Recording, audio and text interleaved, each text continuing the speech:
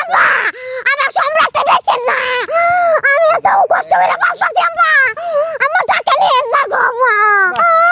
ও আম্মা আরে বাবা কি শুরু করতেছ আমি তোকে পায়ে ধরে আমার গরু বেচেন না গো গরু বেচবো না কেন গরু বেচেন না গো আম্মা 1,20,000 টাকা নিয়ে না গো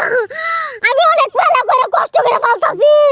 ওইটা বেচেন না আমি মইরা যাবো গো কিসের মরে যাবা তুমি বেচেন না গো গরু খুলে নিয়ে যাবো আমি তোকে পায়ে ধরে গো গরু নিয়ে না গরু নিয়ে না শাশুড়ির কাছে যান। আম্মা গো টাকা নিয়ে দেন গো আম্মা দোয়া করে দিবেন। গরু নিয়ে না গো এ গরু নিয়ে না আমি গরু বেচব না গো ও মা আম্মা গো কি তো করতেছ গো তুমি গরু বেচব না আমি গরু দিতাম না এই চালাইছে গরু দিয়ে কি করব আমরা দেখো আমি গরু রাখবো দেবো না গরু দেবো না গো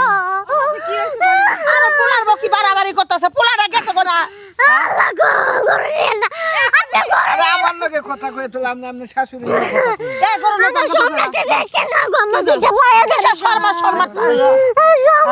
সব লাগছি যাও। আল্লাহ গো গরু নিয়ে না গো গরু নিয়ে না এ গরুটা বান্ধ নে বান্ধ এমা কি হইছে এমনি গরু লয়ে যেতেছে গরু বেচা গরু চালাইছে কুরবানি দিতেছে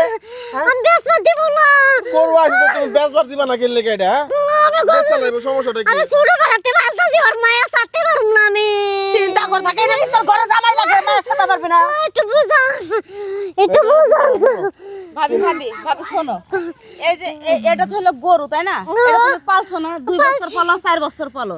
পালার পর এটা তো যুগ যুগ তুমি রাইখা দিতে পারবে না এটা তো ব্যস্ত না ব্যস্ত হবেই না কোনোদিন বেচতে পরে বেচুন আমি বলে বেচতাম না গো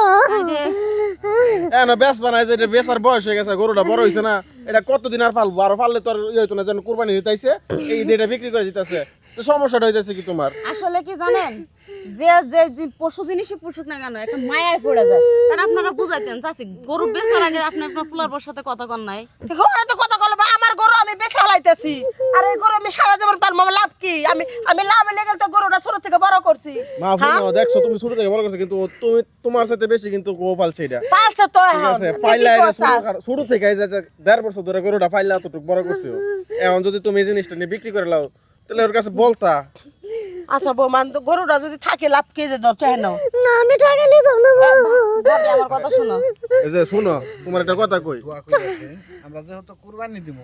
এর একটু ধোয়া নাকবো যেহেতু ছোট থেকে পালছি বৌমা শোনো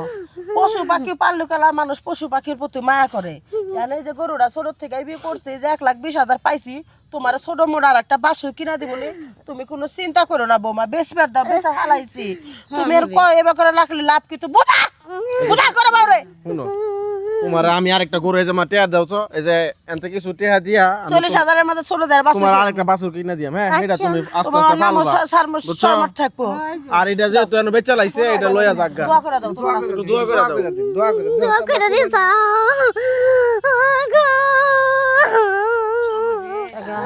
মায়া ছাড়া হাঁটা আচ্ছা আচ্ছা এই যে কাকা তাহলে নিয়ে যান গা গরুটা আছে তোমারে আমি আবার এই যে সামনের হাটে যাইয়া ঈদের পরে আমি তোমার আরেকটা ছোট একটা বাছুর কিনা দিমু সেটা তুমি ফালবা হ্যাঁ ঠিক আছে আচ্ছা বাসায় এখন কি যে বিপদে পড়ছিলাম পোলার বরে নিয়ে মানুষ তো জিনিসপাতি পালে মানুষের জিনিসপাতি লেগে একটা মায়া মহব্বত আছে ঠিক আছে কিন্তু বৌমার তো বোঝা লাগবো যেন বুঝা গেল গানে ভাত পানি খাইবো কি খাইবো না আল্লাহই জানে চাচি শোনো এত 1.5টা বছর ধরে তোমার পোলার বউ গরুটা পালছে না পালছে তো মায়া তো বসে গেছে ওর উপরে তুমি বুঝাই ও যাও বাড়ি যাও আচ্ছা